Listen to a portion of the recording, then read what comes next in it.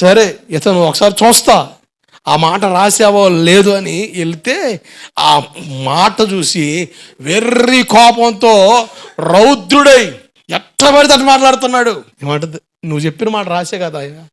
ఏం రాసా నువ్వు? కీర్తనలు 14:1 దేవుడు లేడు అని పదాలు రాసి అని బుద్ధిహీనులు అనుకుంటారు.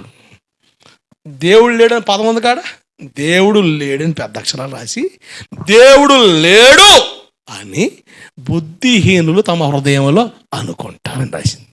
అందుకని వీడికి అంత కోపం వచ్చింది. వాస్తవే, బుద్ధిహీనత దైవత్వాన్ని కనపరచలేం, బుద్ధిహీనత దైవత్వాన్ని పసిగట్టలేదు. బుద్ధిహీనత మనలో ఉండకూడదు, బుద్ధిహీనులుగా మనం ఉండకూడదు. బుద్ధి లేని కన్యకులు ఎట్టకైతే విడబడ్డారో అట్లా విడబడే పరిస్థితులు ఉంటాయి. బుద్ధిహీనత మనలో ఉండకూడదు.